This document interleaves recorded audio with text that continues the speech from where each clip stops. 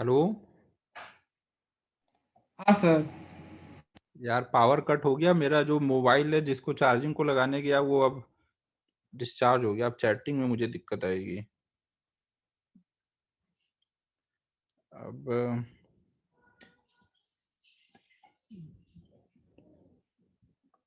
यार एक काम देखो और हम लोग कर सकते हैं। डाउट में अभी थोड़ी दिक्कत आ रही है। उसका एक तो रीजन ये है ना कि कंबाइंड डाउट बता रहा हूँ, उसमें कुछ लोगों को ज्यादा डाउट रहता है, कुछ लोगों को कम रहता है। तो अपन एक काम ये कर सकते हैं कि 4-5 लोगों का आप लोग ग्रुप बना लो ना। जिनको लगता है कि कम डाउट है वो ग्रुप बना के आओ, तो एक साथ उन लोगों को करा दूंगा। फिर जिनको बाकी लोग अलग से आप ग्रुप बना के लाओ। जिनको ज्यादा डाउट होगा उनको आराम आराम से कराता रहूंगा। लेकिन एटलीस्ट 4-5 लोग ग्रुप बना के आना ना, ये नहीं कि एक एक बंदा आ रहा हो डाउट के लिए। तो उसमें मैं टाइम भी ज्यादा दे पाऊंगा ना, फिर वीक में एक दिन नहीं दूंगा, फिर जिसको भी जब चाहिए होगा उस हिसाब से देके कर लेंगे ना। 4-5-6 का ऐसे ग्रुप बनाओ तुम लोग डाउट के लिए। चलो अब ये अगला करते हैं। और उसमें टाइम थोड़ा देने में भी इजी रहेगा ना, सबको एक साथ करने में फिर लोग प्रॉब्लम करते हैं। 4-4-5 लोगों को कभी भी टाइम देंगे तो वो चल जाता है काम।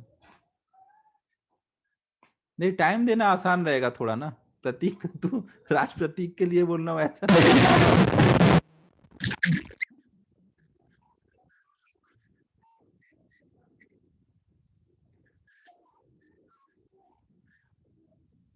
चलो नेक्स्ट कौन सा करना था?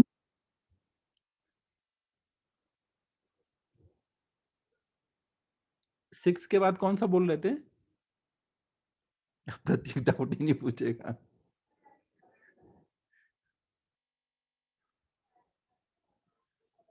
क्या हो गया? Resonance 10th। प्रतीक पे देखो कोई फर्क नहीं पड़ा, प्रतीक डाउट पूछ रहे हैं अपने। वेरी गुड प्रतीक। अच्छा ओवरटोन था।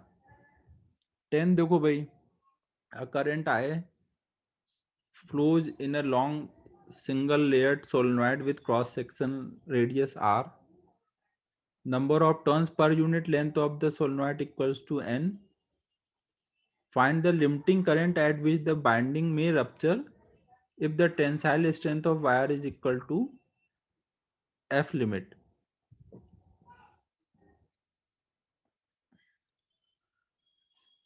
सेवेंथ भी है।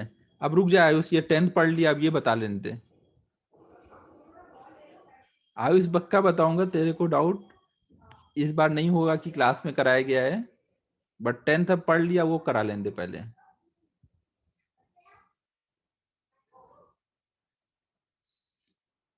तो देखो इसमें क्या बोला गया है, a current I flows in a long single layered solenoid with cross section ना। कोई सोलेनॉइड लिया गया है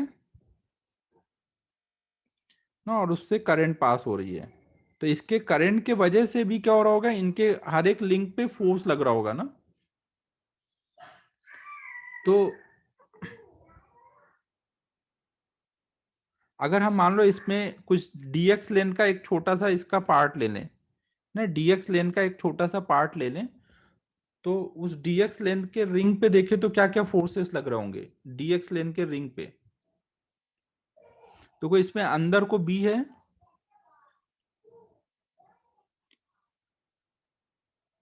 यहाँ पे देखो हम उसी टाइप से सोचेंगे जैसे कंडक्टर में हमने बी निकाला था कंडक्टर के जस्ट बाहर। तो अगर हम यहाँ पे ऐसे ही सोचें, यहाँ पे एक dx लेंथ का पार्ट ले लें, तो इसके अंदर मैग्नेटिक फील्ड बाहर को आ रहा है और बी की नेट वैल्यू है म्यू नॉट एन आई, और बाहर यहाँ पे 0 है।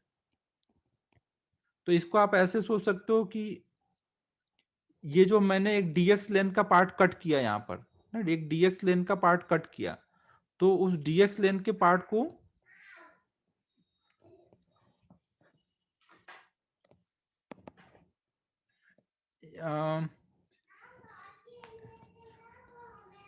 सर वो बोला था ना कि वो कैंसिल आउट कर रहा है। हाँ वही वही कर रहा हूँ। dx लेंथ का पूरा लूँ मैं ये सोच रहा हूँ, या सरफेस पे एक छोटी सी लेंथ लूँ, केवल छोटा सा एक dA एरिया से कोई फर्क पड़ेगा? मुझे जिस पे फोर्स चाहिए केवल उतना ही लेता हूं ना। हाँ,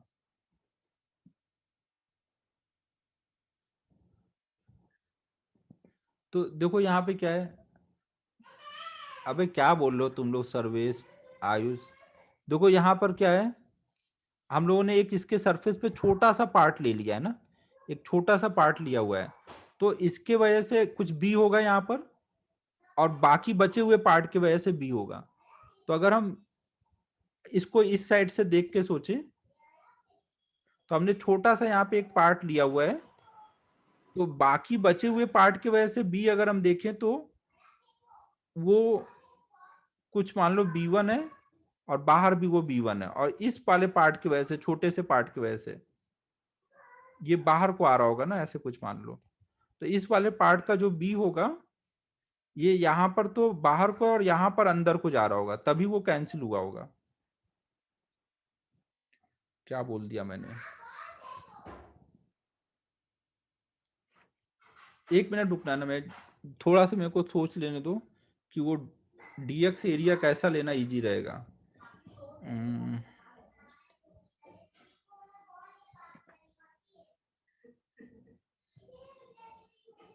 एक मिनट रुक जाओ।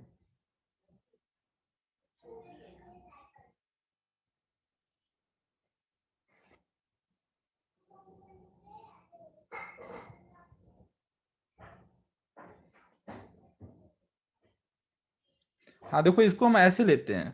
देखो हमने ये सोलेनॉइड लिया हुआ है,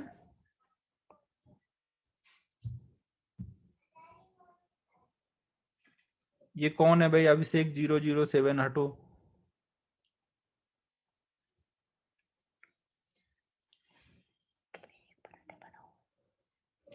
हाँ देखो यहाँ पे हम लोग ऐसे कर रहे हैं